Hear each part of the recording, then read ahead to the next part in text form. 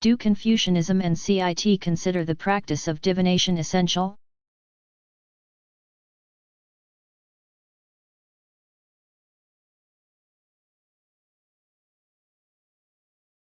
Two types of divination have been important ingredients in the ritual life of both Confucianism and CIT. As in Daoism and CCT, the practice of geomancy, earth prognostication, called feng shui, has always been a necessary prerequisite for the siting and planning of all structures. From the humblest home to the grandest temple or palace. Those contemplating any building project would enlist a specialist in feng shui for a thorough reading of the natural characteristics of the proposed site. For more detail on the practice, see the section on Daoism. In addition, people from the emperor on down regularly consulted specialists in interpreting the oracles of the Yijing, the classic of change, before undertaking any significant course of action. The imperial staff included experts in divination who could be consulted on short notice. Such specialists were not specifically members of the Literati or Confucian hierarchies, but their services were generally regarded as indispensable.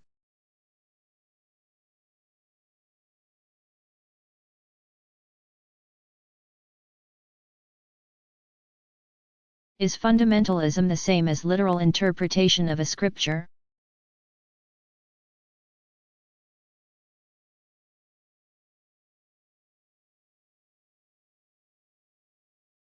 Fundamentalism is an approach to religious teachings and values that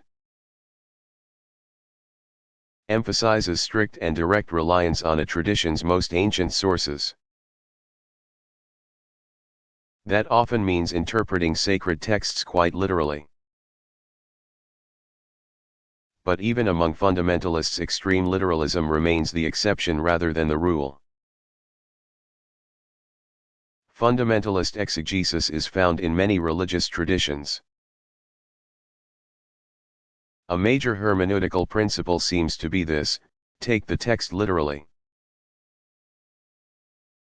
Even if its literal meaning seems quite impossible in human terms, but interpret figuratively where a literal reading is clearly absurd.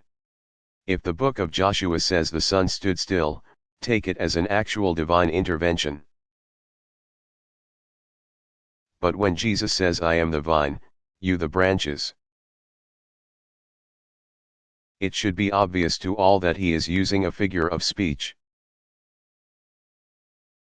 Alas, such things are not always so obvious. In general, a fundamentalist approach seeks to interpret a sacred text by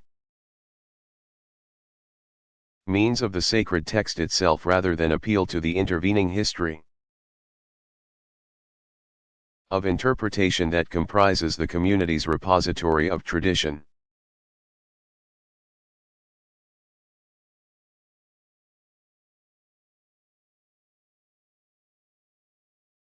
What sort of person do Muslims think Muhammad was?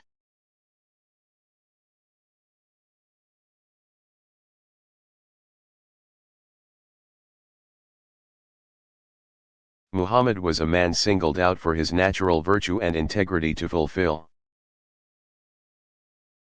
the role of final and definitive intermediary of the divine communication. As a human being, Muhammad naturally had his faults. But Muslims regard him as the finest our species has yet produced. The ideal family man and leader of humanity. Muhammad himself never claimed to be a wonder worker. His sole miracle was the Quran, pronounced Qoran and hereafter transliterated as Quran, the Muslim sacred scripture. Popular tradition has nevertheless sometimes idealized Muhammad, expanding his powers and prerogatives to include various kinds of marvels. One special double experience, called the night journey and ascension, stands out. According to tradition, God conveyed Muhammad by night from Mecca to Jerusalem, and from there through the various levels of heaven and hell. Popular lore has attributed other wonders to Muhammad, but it is most important to appreciate the enormous affection and reverence Muslims universally feel for their prophet.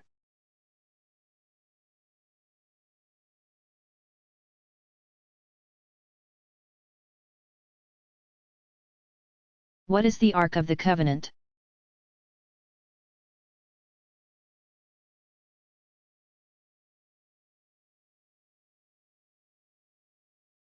Part of the revelation Moses received at Sinai included specific instructions from God about how to prepare a holy place in which the people could come to be in the presence of God. First they were to fashion a special tent, called the tabernacle. Then the ark in which the tablets of the law would be kept. The ark was to be a gold-clad box of acacia wood of specific dimensions.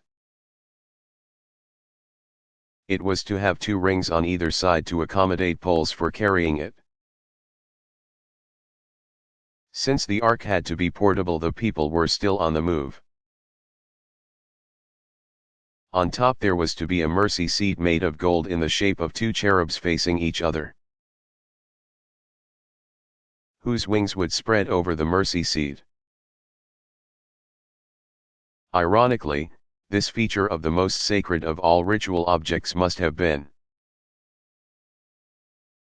one of the rare examples of 3-dimensional figural art in the history of Judaism. The mercy seat was to be a symbol of the place to which God would descend to meet Moses. Inside the tabernacle a large veil was to separate the larger part of the space from a space called the Holy of Holies, in which the ark would be kept. From then on, the ark would travel with Israel, resting only temporarily in any given location, until Solomon built the first temple in Jerusalem. In the temple the ark was to reside permanently in the innermost part, also called the Holy of Holies.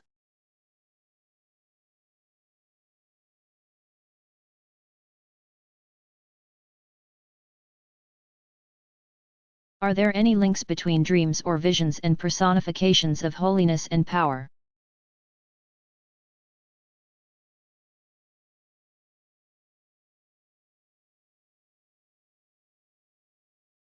Dreams and visions serve a number of important functions in religious traditions.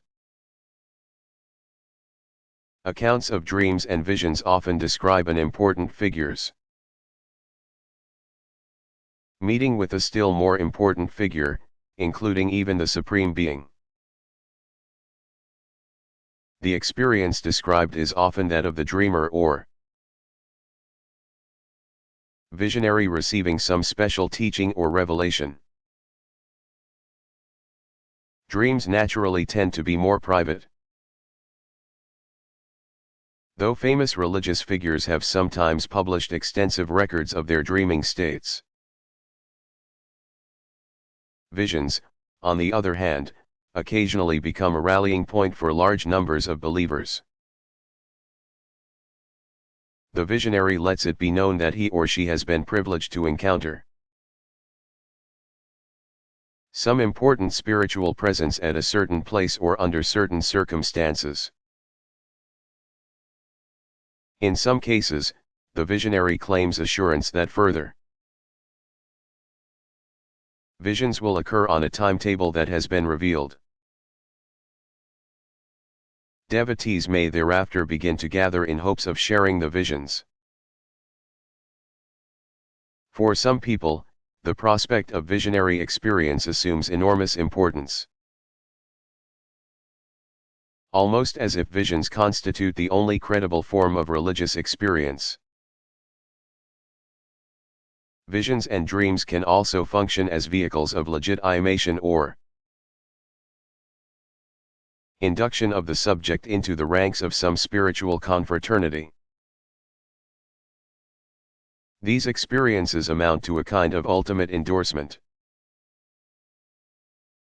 with the dreamer or visionary now able to assert a higher level of authority on the basis of an exchange with some holy person.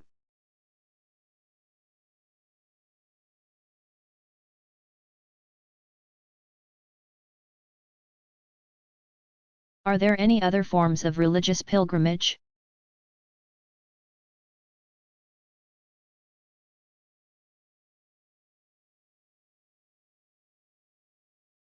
Ziara, pronounced Zyara, meaning visitation, is a form of minor pilgrimage still popular all over the world. With a few regional exceptions such as the Arabian Peninsula. Devout Muslims travel to the tombs of holy persons to receive barakah, blessings, by association with the saint's power and holiness. Elaborate shrine complexes have grown up around some of these sacred sites. Since the 19th century especially, Muslim authorities in Saudi Arabia have sought to stamp out the practice because they have deemed the veneration of miracle-working saints a threat to pure monotheism. Ironically, Saudi Arabia remains the home of the prime example of Ziara. Each year millions of pilgrims to Mecca make a special trip north to Medina to visit the mosque in which Muhammad, his daughter Fatima, and the first caliph, Abu Bakr, are buried. Sunni Muslims from Morocco to Malaysia continue to visit secondary holy places, most of which are graves of Sufi sheikhs. Shi'i Muslims also visit sites connected with similar friends of God.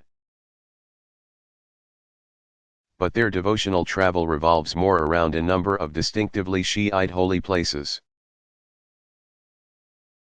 They are the tombs of the Imams, spiritual and biological descendants of Muhammad through his daughter Fatima. Most of the Imams' shrines are in Iran, with its overwhelmingly Shi'i population,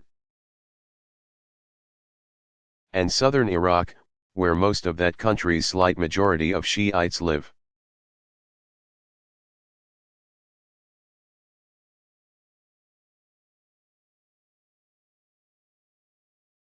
Is there a Jewish ritual of marriage?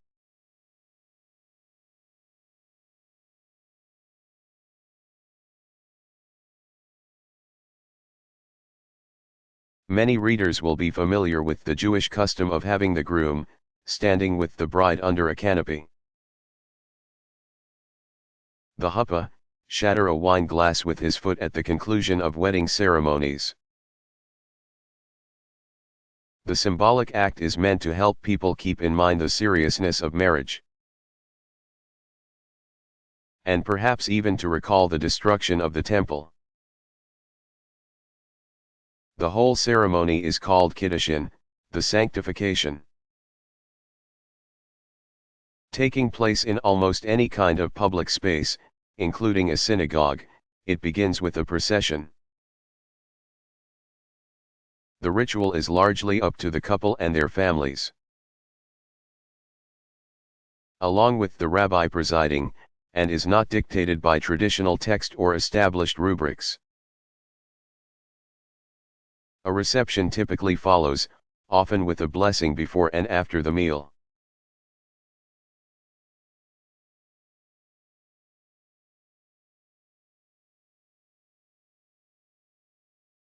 Do Shinto practitioners mark sacred spaces with any distinctive signs and symbols?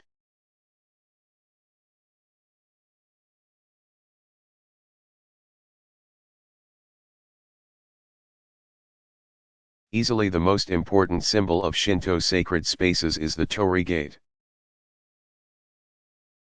marking the entry and pathways to every shrine.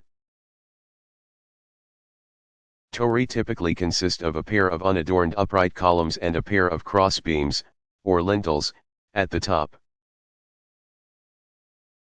The upper crossbeam generally sits directly atop the column and protrudes on both sides, while the lower beam either ends at the columns or goes through and protrudes. Some torii have more elaborate uprights and crossbeams. Depending on local and regional architectural styles, devotees give torii as votive offerings to some shrines, lining pathways with hundreds of them inches apart, so that the entry to the shrine feels almost like a covered walkway. According to legend, the torii recalls the perch from which birds sang to entice the sun goddess from her cave. Most Shinto shrines use the simplest and most natural materials available, imitating nature as much as possible. Natural wood grains and the lovely green forest patina that eventually accents thatch or wood shingled roofs gives them a rustic character and charm. Many shrine roofs still display remnants of primitive architectural elements as a reminder of antiquity, although newer building methods no longer require them. Many shrines retain a row of logs called katsuoji set along the ridge beam of the roof. Older structures needed the katsuoji to hold the thatch roof down. Another bit of architectural nostalgia are the vertical extensions of the eave beams above the roof line. As you view a shrine from either front or rear, you notice that the roof line forms an X. Horizontally trimmed upper ends of these beams, known as chiji, mark the shrines of female kami, and vertically trimmed ends those of male kami. Several rather mysterious symbols adorn holy places, whether or not the site has a structure on it. Thick straw ropes called shiminawa mark sacred places such as trees and rocks. Outer portals of shrines, whether actual buildings or miniature models used on home altars, also suspend shiminawa across their facades. Attached to the rope are pieces of white paper cut in zigzag fashion symbolizing offerings to the kami. The same bits of paper are attached to a ritual wand called the goe. Legend has it that the rope originated as a way of restraining the sun goddess from escaping back into her cave.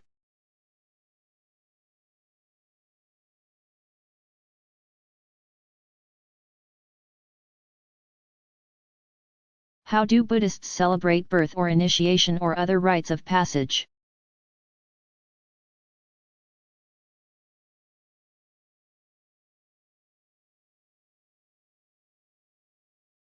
Buddhist tradition generally marks fewer of life's passages than, say, Hindu tradition, and ceremonies are typically much simpler. Rites of passage also vary considerably from one region to another. Here are a couple of representative ceremonies observed by some Japanese Buddhists of one of the Pure Land groups. A special celebration marks the child's 7th day of life. On the 100th day, the family gathers at the temple to symbolize the baby's taking refuge in the three jewels and becoming a spiritual child of the Buddha. Some Pure Land Buddhists also acknowledge a variation on the theme of coming of age or puberty rite. The young man or woman stands before the altar and reaffirms the desire to adhere to Buddhist values. One symbol of the young person's attainment of adulthood is a white cloth inscribed Amida Buddha. There is no set day for these ceremonies, but they sometimes occur on anniversaries or when the chief abbot can be present. Rituals of death and mourning are the most important rites of passage for Buddhists generally, with nuptials perhaps second in importance.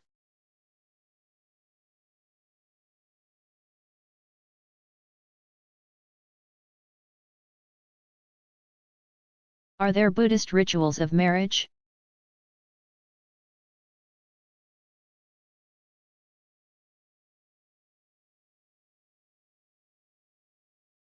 Marriage has generally not been an important religious rite of passage in Buddhist tradition. Perhaps that is because of the great emphasis on the centrality of monastic life. In various regions of Asia, other religious traditions supply the devotional settings associated with new beginnings. In Japan, for example, people generally either associate marriage with Shinto or consider it a purely civil ceremony. Some do use Buddhist symbolism in their wedding ceremonies. That might include, for example, offering incense and receiving the rosary as a reminder of a union witnessed before the Buddha. In the United States and some other regions where Buddhist missionaries have more recently introduced the tradition, Buddhists often use a modified Protestant ceremony. Held either outdoors or in a temple, the service may include brief readings from scriptures on the theme of compassion, a period of silent meditation, and a short sermon from the officiating priest or minister. An officiating monk or priest might also chant prayers from a scripture.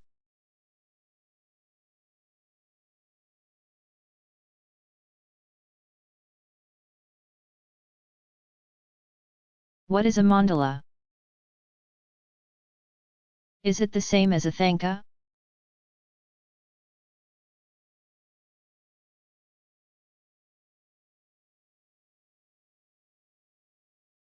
Mandala is a Sanskrit word for circle.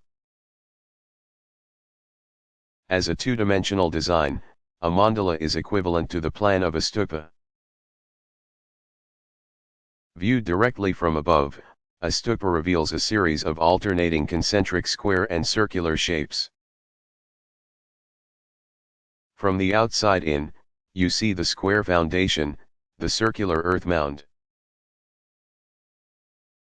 the square altar inside its square railing, and finally the circular discs mounted on the shaft of the spire.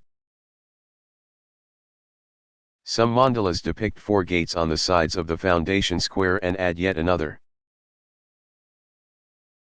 outer circle symbolizing the 8 cemeteries through which a meditator must first pass, becoming oblivious to the senses and all other distractions before entering the sacred space. Vajrayana and other esoteric Buddhist sects adapted this bird's-eye perspective on the stupa and interpreted it as an image of both the macrocosm, the whole spiritual cosmos, and the microcosm, the individual meditator. Devotees meditate on the sacred design of the spiritual city as they move symbolically inward from the gates toward the center and enlightenment. Various deities and forms of Buddhas and Bodhisattvas are depicted in the different spaces of the mandala, each symbolizing some aspect of spiritual power. Tibetan monks sometimes create large mandalas using grains of colored sand. After many hours of work, they conduct rituals around it and then discard it in a river as a reminder of impermanence and non-attachment. Thangka is a more generic term for a Tibetan wall hanging depicting a religious theme. Some thangkas depict mandalas, and some display sacred imagery of other kinds. Multiple scenes illustrating Jataka tales offer material designed for meditation on essential virtues modeled by the Buddha to be.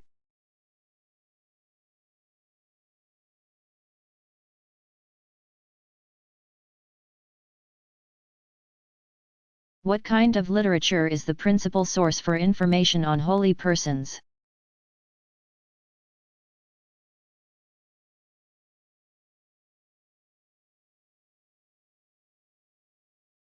Hagiography, from the Greek terms for sacred writing, hagiography,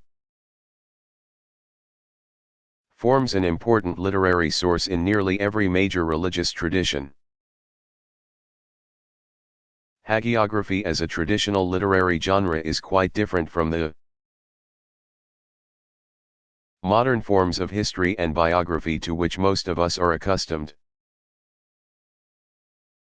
As with sacred scriptures, it is essential to know what kind of document a work of hagiography is. That means reading with different lenses than are appropriate for more contemporary forms of communication.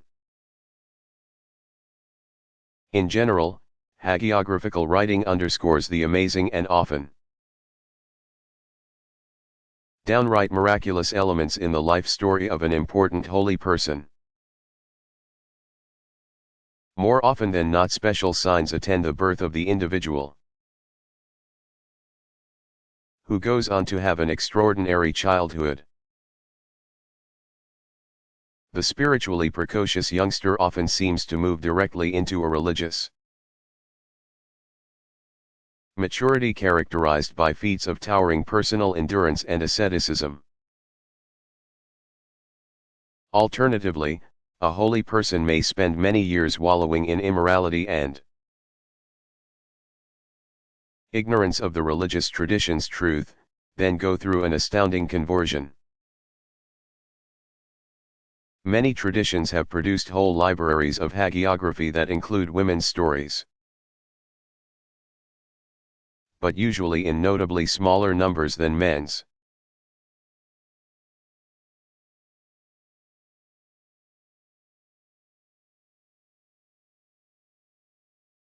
Do adherents of Shinto believe in salvation in an afterlife?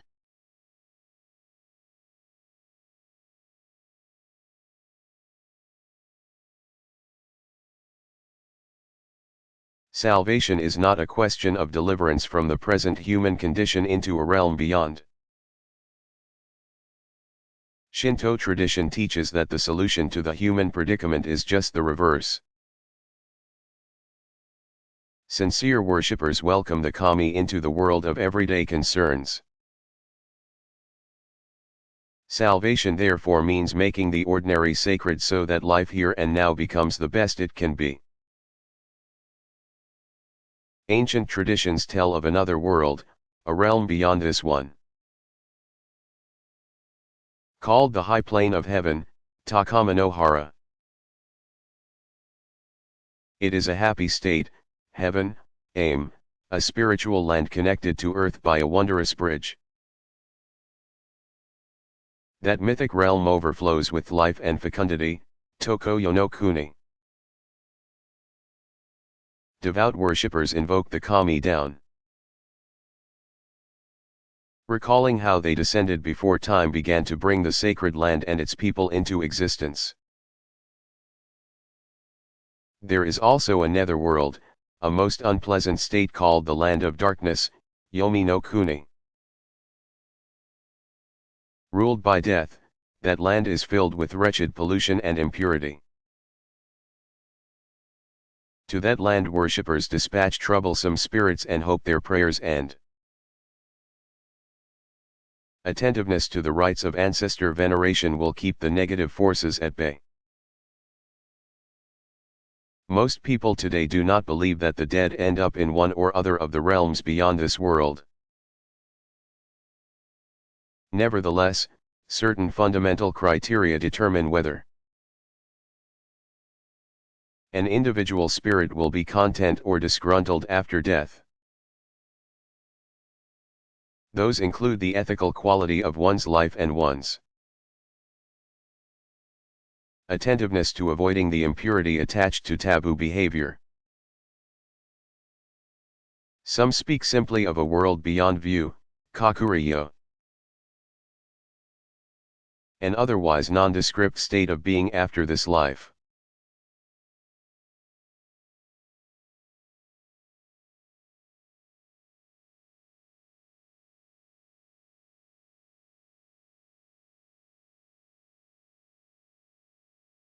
What is a sacrament?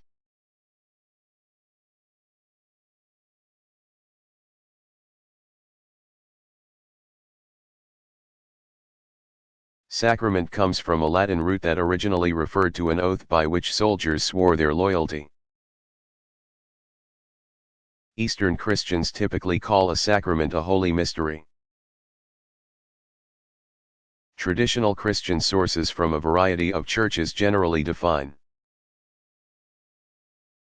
a sacrament as a visible sign of divine grace bequeathed by Christ himself. Since the Middle Ages, Catholics and Eastern Orthodox Christians have held that there are 7 sacraments of equal spiritual significance: baptism, confirmation, or chrismation, the Eucharist, penance, holy orders, matrimony, and final anointing. Most Protestant communities have accorded a central place to baptism and the Eucharist, usually called the Lord's Supper, regarding the other 5 as of lesser importance. But some churches have recently begun to pay greater attention to those 5 as well. Almost all Christian communities practice baptism frequently, though in very different ways. As for the Eucharist or the Lord's Supper, frequency varies a great deal. Catholic and Orthodox churches, for example, give Holy Communion as part of nearly every liturgical worship service. In most Protestant communities, the Lord's Supper is much more occasional and a ritual set apart from the usual Sunday worship. The Society of Friends, Quakers, and the Salvation Army are the only larger groups that have no sacramental rituals at all.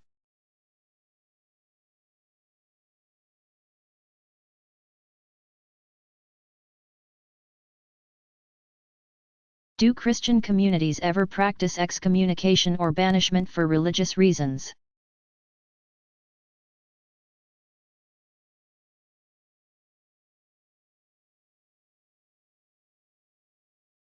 Various kinds of excommunication have played a role in a number of Christian organizations. In the letter to the Galatians, 1:8, Paul uses the word anathema, meaning literally suspended or set above, in the sense of cursed. Cut off in reference to individuals who preached an unacceptable interpretation of the gospel. Early church councils as well as official documents from later times have often applied the term anathema to any beliefs deemed inadequate or simply mistaken, as well as to those who held such beliefs. Until the 6th century, to be pronounced anathema was equivalent to excommunication. But thereafter canon law introduced an important distinction. Anathema meant total exclusion from the life of the church, while excommunication meant only an inability to participate in the full sacramental life of the community.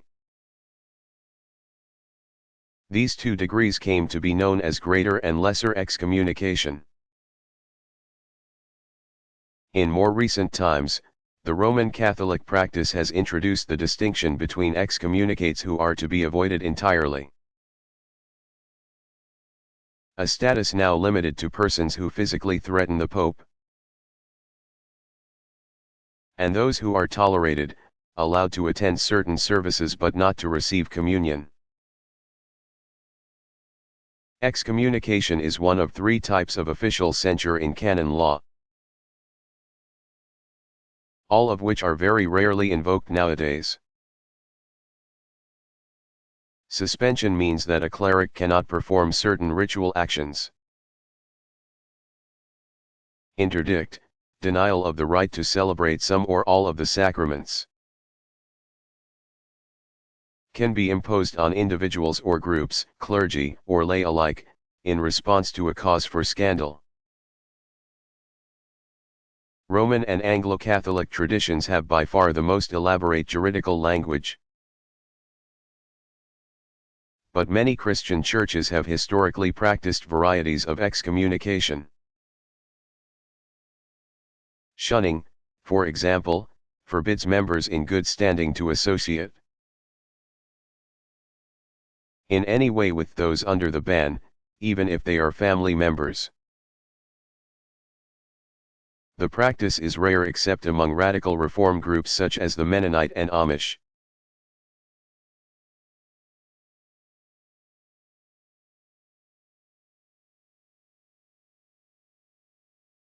Who was the monk Isai?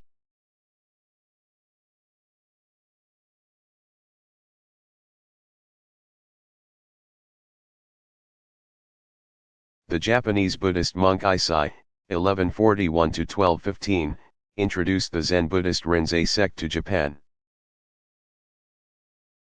And under him Zen first became acknowledged as an independent school of Buddhism.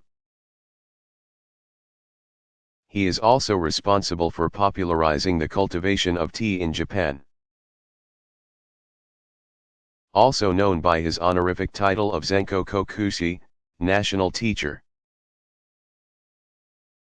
Isai came from a family of Shinto priests in the district of Okayama. Like many famous priests in his period, he studied at the Great Tendai Center on Mt. Hiei. In 1168 he made his first trip to China, where he visited Zen centers, especially those flourishing on Mt. Tiantai. He was much impressed by what he saw and felt with growing conviction that Zen could contribute greatly to a reawakening of Buddhist faith in Japan. In 1187 he undertook a second trip to the continent for the purpose of tracing the origins of Buddhism to India. The authorities, however, refused him permission to go beyond Chinese borders. He studied on Mt. Tian Tai until 1191, where he was ordained in the Rinzai, Chinese, Linqi, sect and returned to Japan. He constructed the first Rinzai temple, the Shofukuji, at Hakata in Kyushu. Isai proclaimed the superiority of Zen mediation over other Buddhist disciplines, thus provoking the ire of the Tendai monks who sought to outlaw the new sect. However, Isai enjoyed the protection of the shogun Minamoto Yorya, and in 1202 he was given the direction of the Kenninji in Kyoto. Like Sayako, and particularly Nichiren, Isai associated his type of Buddhism with national welfare and promoted Zen by publishing a tract entitled Kozen Goko Kuran, the propagation of Zen for the protection of the country.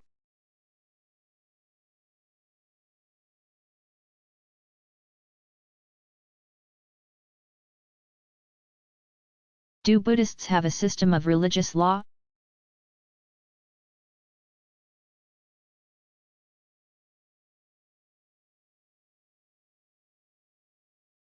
a great deal of the Hindu tradition of religious law that affected the young. Siddhartha's life concerned ritual stipulations and social restrictions. By fundamentally rejecting Vedic ritual practice as ineffectual and the caste system as discriminatory, the Buddha virtually wiped out at a stroke any need for much of the kind of legislation that is so central to religious systems such as Hinduism, Judaism, and Islam. Buddhist tradition does, however, have its own distinctive regulatory concerns. They have to do mostly with individual conduct. The eight-spoked wheel of the law symbolizes Buddhist ethical teaching in general.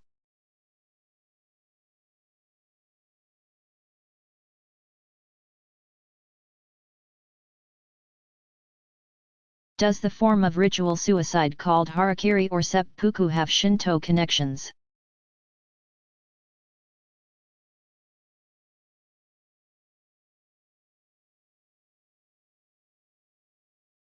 Ritual suicide has sometimes been associated with Shinto by way of the samurai code of honor. The principle behind taking one's life has been that one can be cleansed of shame incurred through bad judgment or ill will by means of suicide.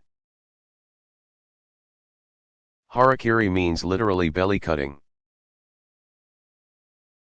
a grim ritual in which the subject disembowels himself with a short blade while kneeling. His second then dispatches the subject by decapitating him with the longer samurai sword. There have been few publicized instances of the ritual, also called by the preferred and more polite term seppuku, in recent times. Surely the most famous such act was that of celebrated novelist Yukio Mishima. In 1970, most people no longer consider ritual suicide in any way laudable or virtuous and certainly do not think of it as part of Shinto religious belief.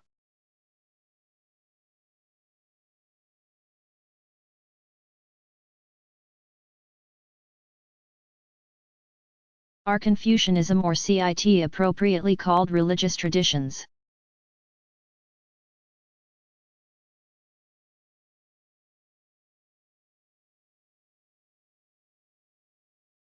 Some scholars argue that the teachings customarily identified as Confucianism constitute a system of ethics or political philosophy rather than a system of religious beliefs. Imperial ritual, on the other hand, might qualify as an authentically religious phenomenon because it pays homage to deities called heaven and earth. Neither, however, has a distinct ecclesiastical structure, official ordained priesthood, or scriptures that claim the authority of divine revelation. Nevertheless, Confucian tradition has many important features that might identify it as a religious tradition. Partly because it has been historically so intertwined with the Chinese imperial cult and partly because of its strong sense of the sacred in ordinary human experience. Those features include an acknowledgement of transcendent power called the Dao, manifest in heaven and earth, and the long-standing reverence of Confucius as a holy one on a par with heaven and earth.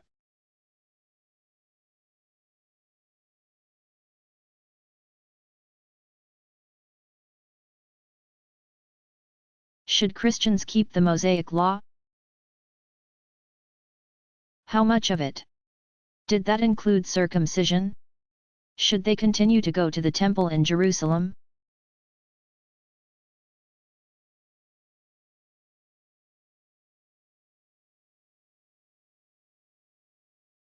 Leaders convened a council or conference in Jerusalem around the year 48 CE.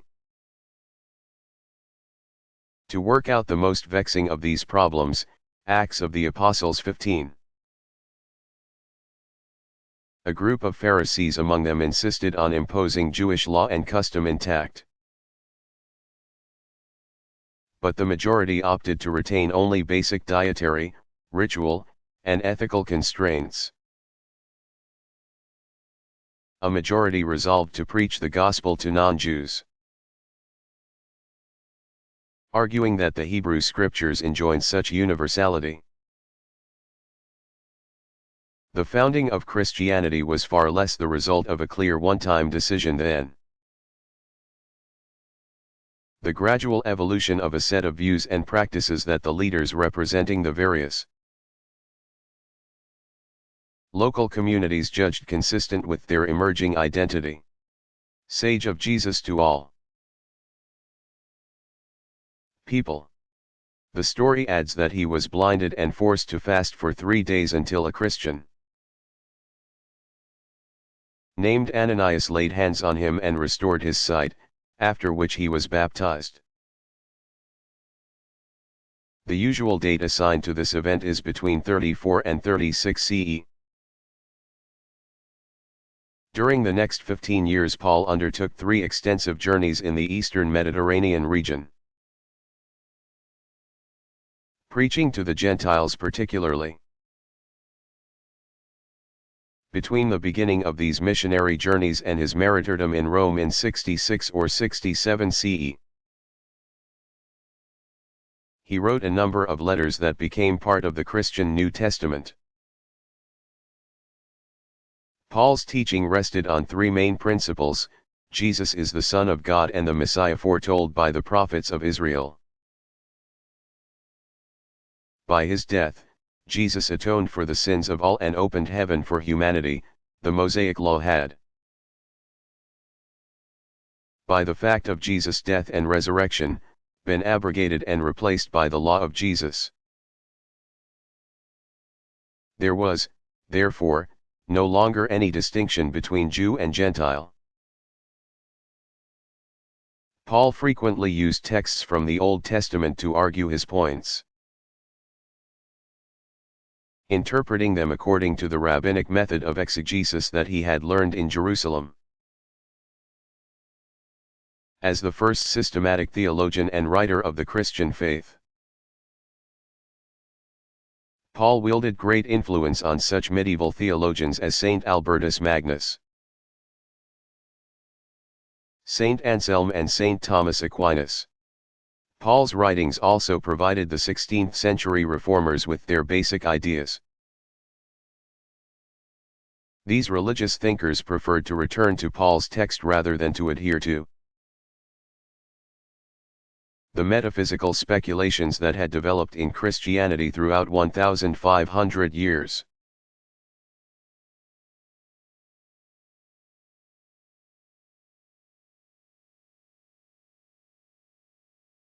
What other ideals does the Hindu tradition recommend?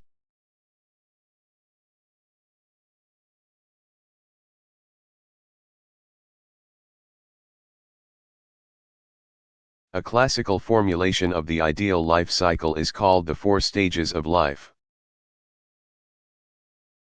It applies almost exclusively to males, but the implications for women are fairly clear. The traditional system is called Varnashramadharma. The law, dharma, of caste, varna, and life stage, ashrama. Upper caste Hindu males begin the cycle as students, in a stage between the ages of 12 and 24. Under the tutelage of a guru, young men learn the basic sacred traditions, rituals, and sacred texts. From ages 24 to 48 they become householders, marrying and raising a family according to conventional norms. During these first 2 stages, men seek religious fulfillment by turning outward and engaging their world with extroverted energy and drive. At 48 a man enters into the stage of a forest dweller or senior mentor to younger men.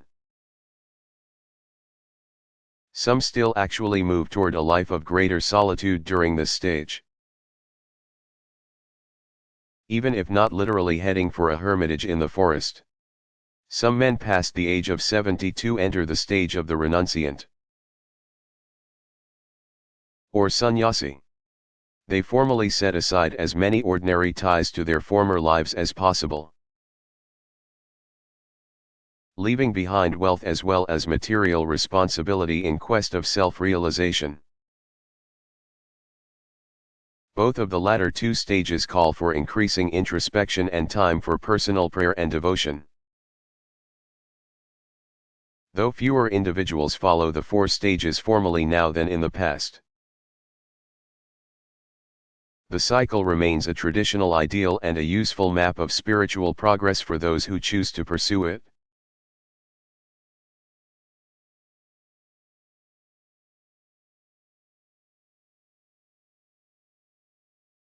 What does anthropology have to contribute to the study of religion?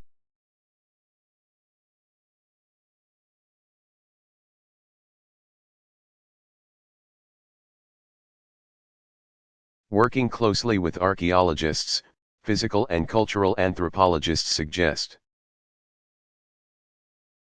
interpretations of ancestral practices, belief systems, and social structures. Much of what they investigate contributes to our ongoing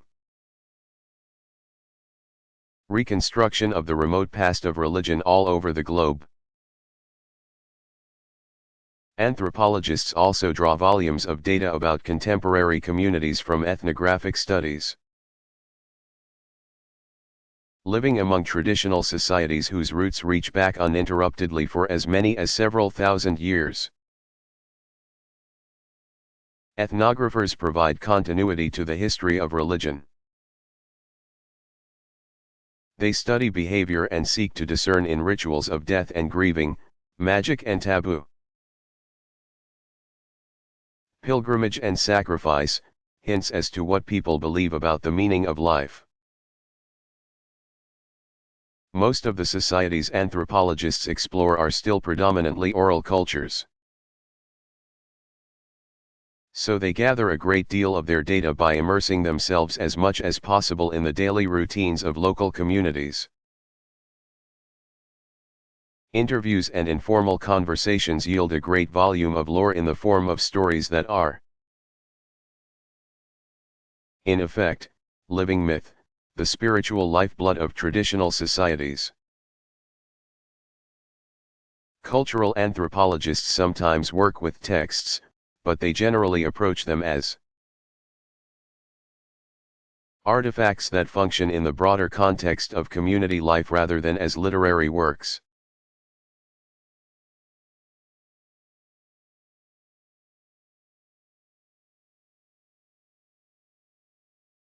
What were the achievements of the prophet Moses?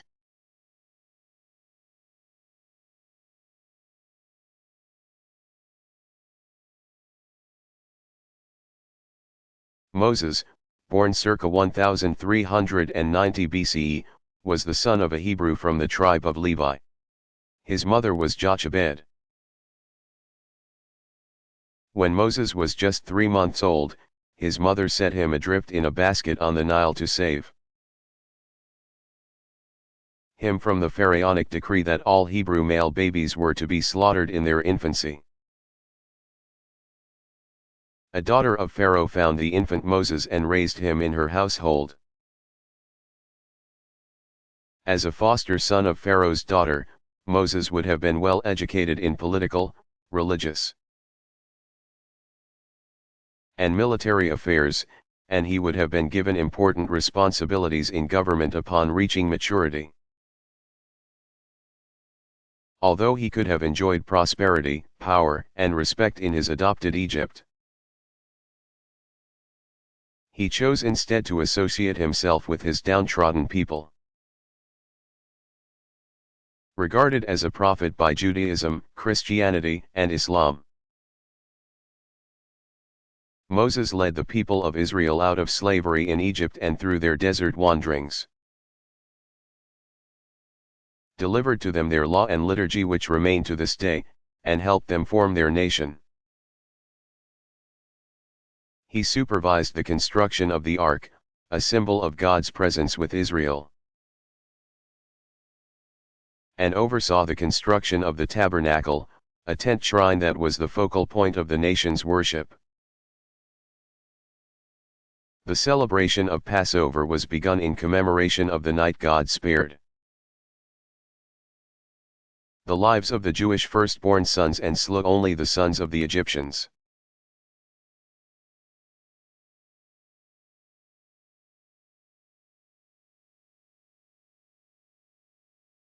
What is a martyr?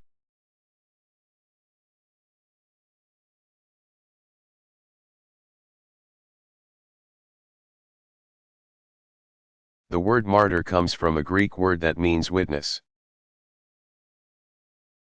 Some traditions have made a special place for believers so committed to their faith that they have been willing to die, either in the active spread and defense of the faith or as a way of protesting forced conversion or apostasy. Most people will likely associate martyrdom with Christianity and Islam. But there are numerous examples of unconditional witnessing of religious beliefs and values from a host of traditions. Some examples involve self-immolation or voluntary starvation. Many great religious leaders have engaged in fasting as protest even to death. Whether they die in battle or in protest, all martyrs give witness to values they believe are more important than life itself.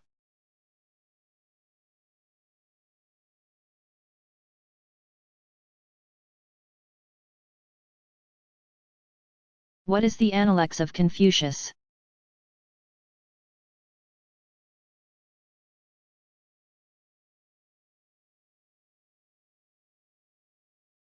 Excerpts from Book 2 of the Analects. 1. The Master said, "He who exercises government by means of his virtue may be compared to the North Polar Star, which keeps its place and all the stars turn towards it." The Master said, "If the people be led by the laws, and uniformity sought to be given them by punishments, they will try to avoid the punishment, but they have no sense of shame. If they be led by virtue, and uniformity sought to be given them by the rules of propriety, they will have the sense of shame, and moreover will become good." The Master said, "At 15, I had my mind bent on learning. At 30, I stood firm. At 40, I had no doubts. At 50, I knew the decrees of heaven. At 60, my ear was an obedient organ for the reception of truth.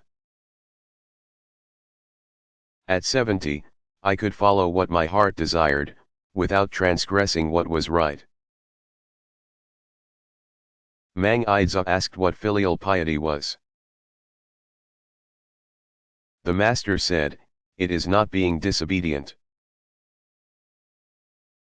Soon after, as Fan Chih was driving him, the Master told him, saying,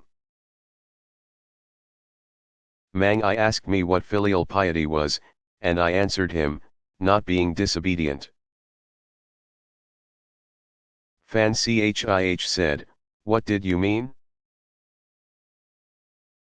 The Master replied, that parents, when alive, should be served according to propriety, that, when dead, they should be buried according to propriety, and that they should be sacrificed to according to propriety. 10. The Master said, "See what a man does. Mark his motives. Examine in what things he rests.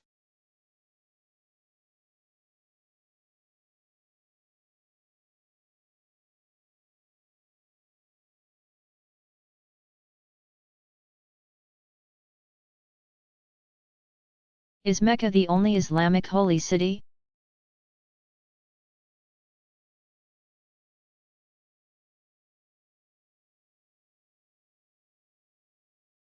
As the birthplace of Muhammad and the site of the Kaaba, Mecca and its immediate environs is naturally the holiest place on earth for Muslims. According to tradition, other prophets and important holy people passed through Mecca as well.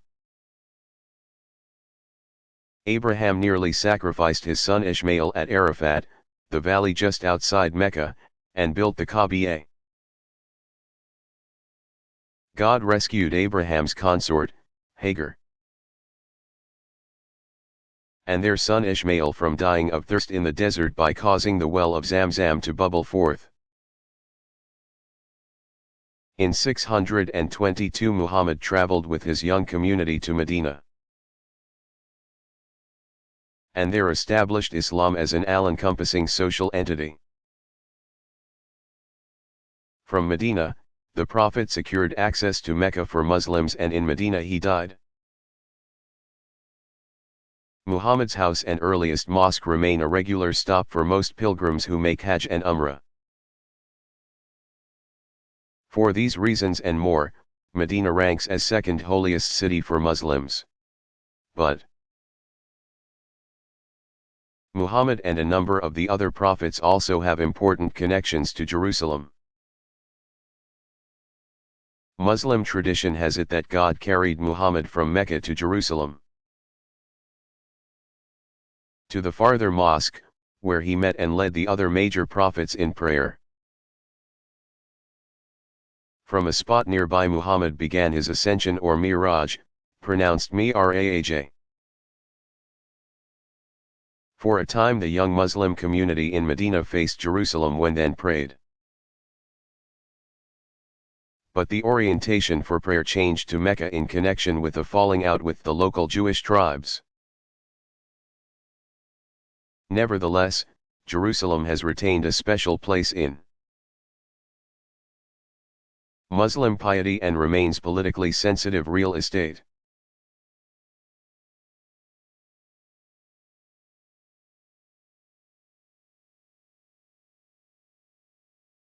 What is the difference between a prophet and a sage?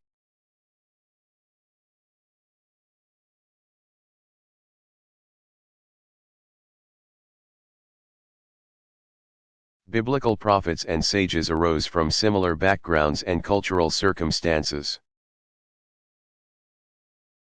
but had different ways of describing the relationship of the human and the divine.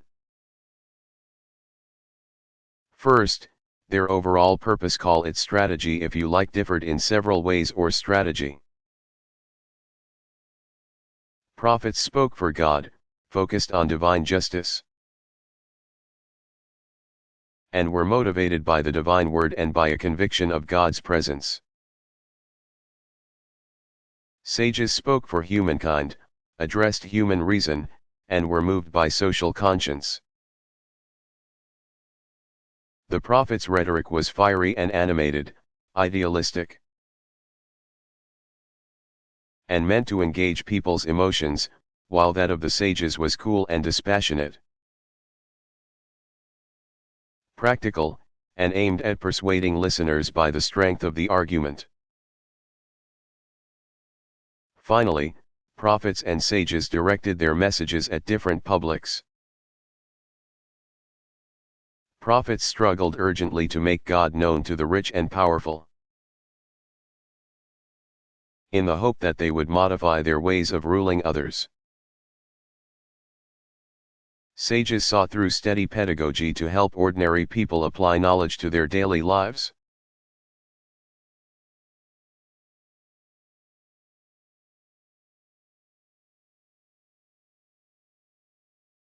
How did other Jewish communities develop outside of Israel?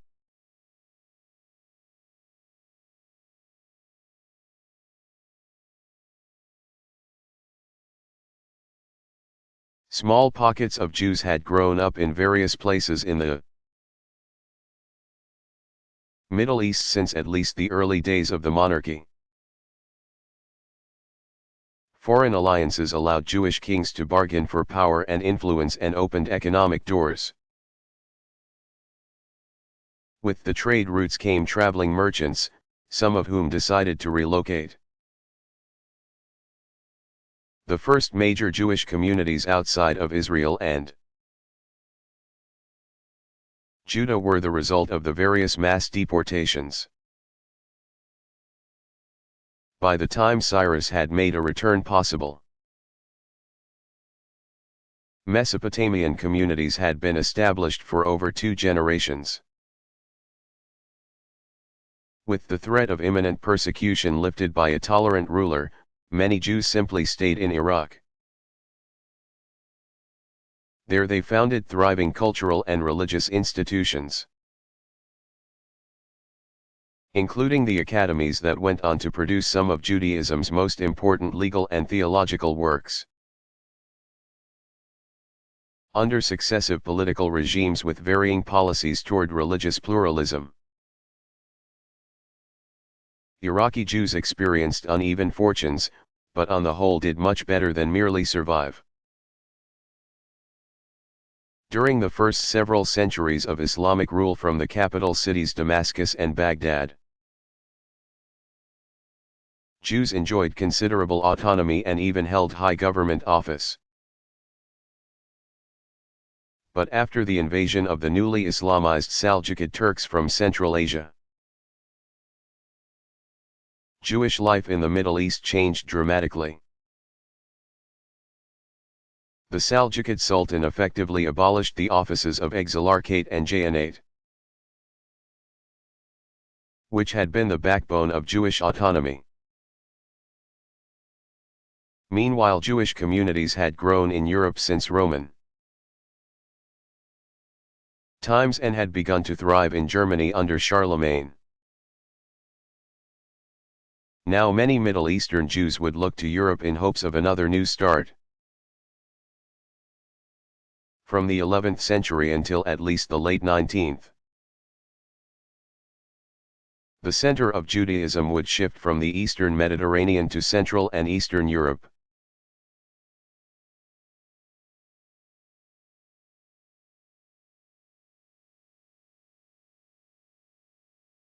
Are there cyclical observances or feasts that occur regularly but not just once a year?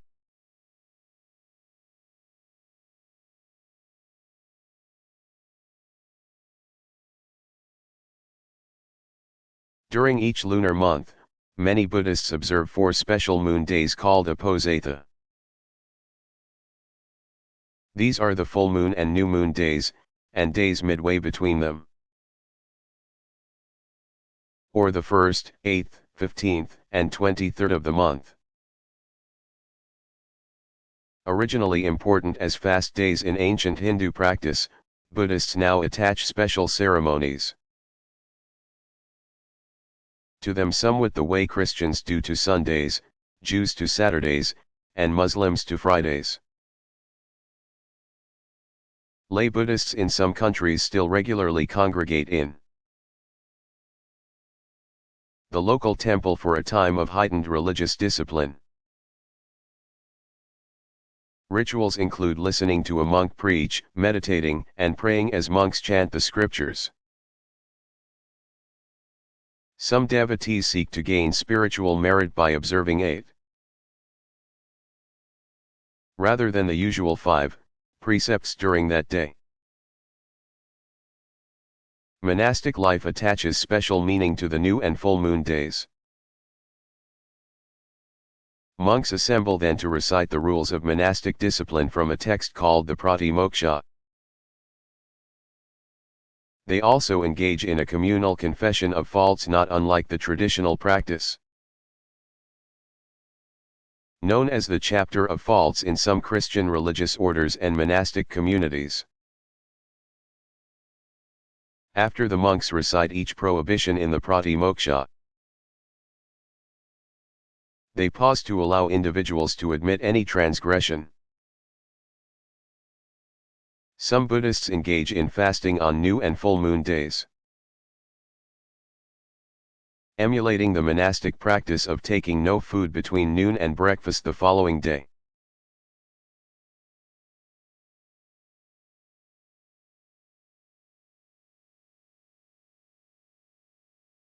What kind of religious calendar do Buddhists observe?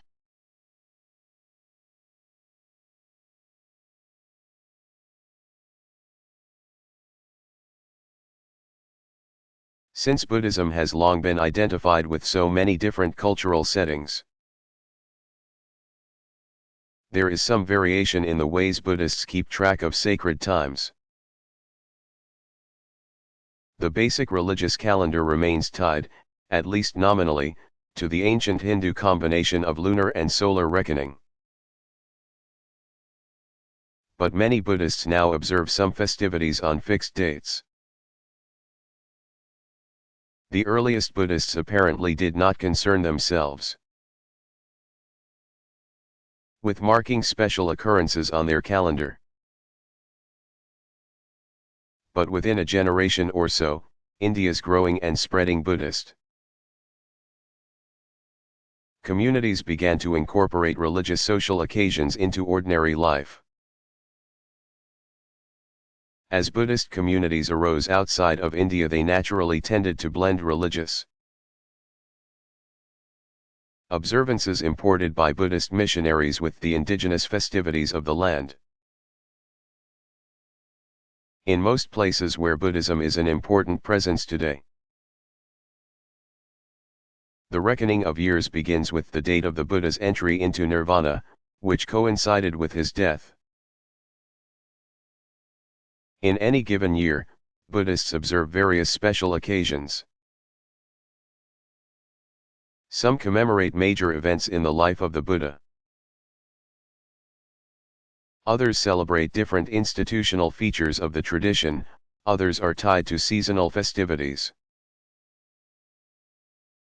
And still others are linked to special events only in certain countries.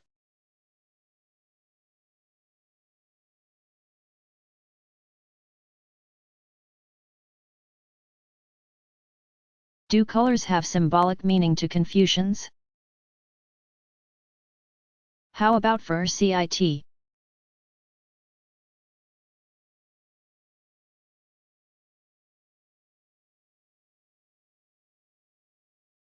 In Confucian tradition and CIT, as well as in other Chinese traditions generally,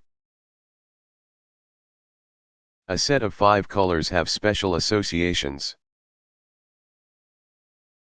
Colors are paired with the 5 elements: wood, water, earth, metal, fire, and directions, yellow or gold in the center, black in the north, red in the south, green or azure in the east, and white in the west. Red and gold are particularly important in the decoration of the temples, reminders of the south and center. At the Temple of Heaven, the color azure and a kind of turquoise or aquamarine decorate the domical vault, suggesting an association of those colors with heaven. The Forbidden City is often described as a purple palace, connecting that color with royal power. Carpets spread out before the various thrones were typically yellow, the color for the center. Throughout the palace, roof tiles were yellow and columns red. Only the emperor's buildings could sport gold tiles. Red and gold were also the principal colors of royal garments, reminders of the fire at the heart of the empire.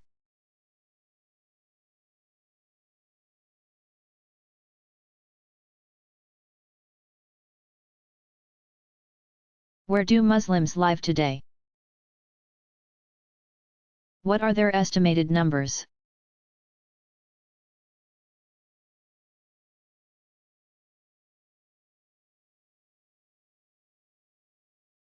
Islam is now a truly global religious tradition. Approximately 1.2 billion Muslims live worldwide, on every continent and in most countries. In very general terms, about a third of the total live in the Middle East and North Africa. Several major ethno-linguistic groups are represented there, including Arabs, Turks, Persians, and Berbers. Many people associate Islam with Arabs even though they are now a relatively small minority of the global population. Another third live in Central and Southern Asia, including the southern republics of the former Soviet Union, Western China, India, Pakistan, and Bangladesh. Pakistan is the most important modern example of a nation-state established as a Muslim land. Another third are in sub-Saharan Africa, Indonesia, and in smaller concentrations in several dozen other countries. Indonesia boasts the single largest national population of Muslims, approaching 200 million. At over 100 million, India is home to the world's largest minority Muslim population. Muslims number from 6 to 8 million in the United States. It may also be helpful to think in terms of religio-cultural spheres, defined by key language groups, in which Islam has been a particularly important influence. The Arabicate sphere, for example, includes all those areas in which Arabic has been the dominant vehicle of Islamic expression, namely, the Central Middle East, North Africa, and East Africa. The Persianate sphere consists of Iran, Afghanistan, and all of southern Asia. Within the Malayo-Polynesian sphere are Malaysia, Indonesia, and the Philippines. Central Asia, including Western China, and present-day Turkey and the Balkans comprise the Turkic sphere. Last but not least is the Sub-Saharan sphere, in which Nigeria and other West African nations are most significant.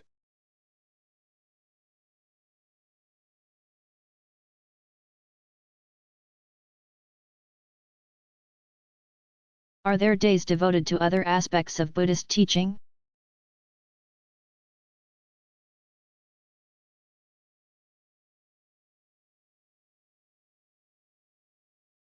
On the full moon day of the third lunar month of Magha, some Buddhists commemorate Buddha's teaching of the monastic disciplinary code called the Vinaya. Thais celebrate by circumambulating the Chaitya and listening to a sermon in the temple. Theravada Buddhists celebrate the Buddha's first sermon on the full moon day of Asita, 8th lunar month, by revering the scriptural text. Some schools celebrate days dedicated to their central scriptures. For example, the denomination named after the Japanese reformer Nichiren 1222-82 honors the Lotus of the Good Law Sutra, as do other groups in China and Japan. Monasteries typically celebrate anniversaries of their founding, and in some countries,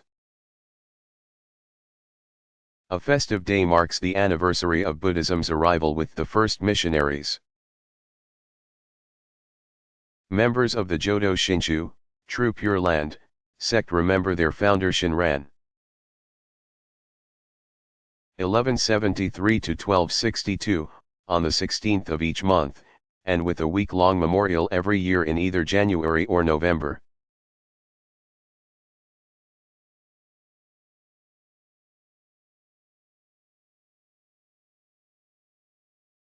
Do Hindus believe in the concept of salvation?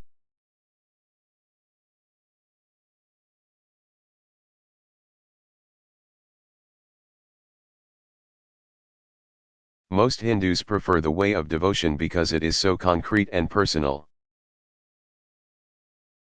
Bhakti offers the assurance of divine aid in all of life's difficulties, as well as cause for rejoicing in better times. Seekers who choose any of the classical spiritual paths are aware that human beings are ever in need of help from sources beyond themselves. But the notion of salvation assisted by divine grace is especially strong in popular theistic or devotional Hinduism. Even in the denominations that teach a modified form of predestination, such as those of Madhva and Vallabha, grace is a central feature of bhakti, since the human soul is, so to speak, naturally divine. Grace is the power that refreshes and renews the soul in its original state. Hindus, like members of various other major traditions, have held differing views as to how divine grace works. A particularly vivid pair of images characterizes one view as that of the cat school, another that of the monkey school. According to the cat school, divine grace is all-sufficient and does not depend at all on human action. Mother cats carry their kittens around by picking them up with their teeth. According to the monkey school, human beings must cooperate in the saving action of divine grace. Mother monkeys rescue their babies from danger, but the baby first climbs aboard and holds tight.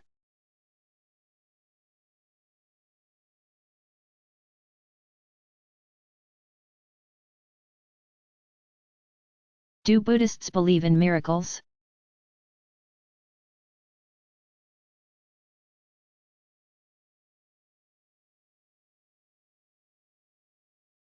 Popular lore about the Buddha and numerous other holy personages is bursting with accounts of miracles. Buddhist tradition attributes far more miraculous deeds to the Buddha than almost any other tradition ascribes to a foundational figure. Scores of wonders occur at the moment of the Buddha's birth, all portents of the event's cosmic significance. Lamps all across the world lit themselves at that moment, the mute sang, the lame danced, and birds were suspended in their flight. The Buddha is said to have performed dozens of fabulous feats throughout his lifetime, traveling great distances instantly, ascending into the air, subduing wild animals, and walking on water. Several of the wonders have become part of a canonical list of 8 great events, each associated with one of the cardinal or intermediate directions. Hard-headed realist that he was, the Buddha does not appear to have claimed miraculous powers of any sort. But within a short time of his death, tales of his superhuman powers multiplied. Important tales include 547 Jatakas, stories of the Buddha's previous lives as the Buddha to be incarnated in myriad different forms. The Bodhisattva performs countless marvels on behalf of all suffering beings. Many other important Buddhist leaders have enjoyed similar notoriety. Founders of lineages, denominations, and monasteries from Tibet to Japan are said to have performed deeds like those attributed to the Buddha himself.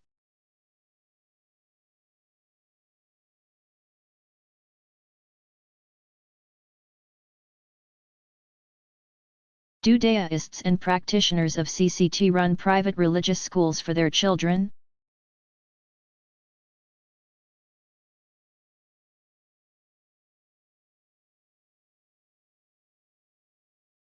People born into Chinese families with a long history of associations with Daoism or CCT, or both, grow up hearing about traditional beliefs.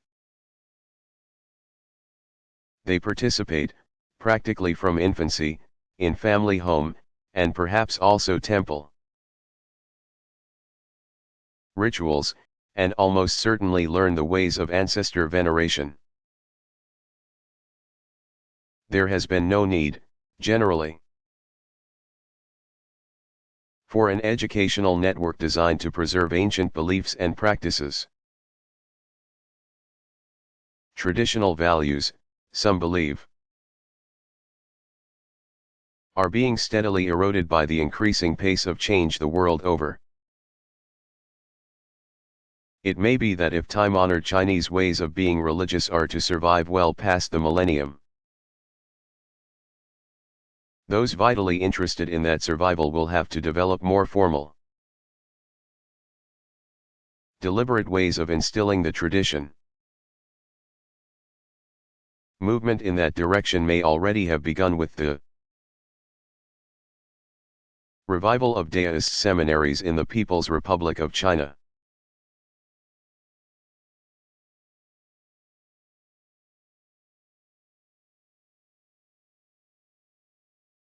Have Confucians or CIT ordinarily engaged in ritual sacrifice?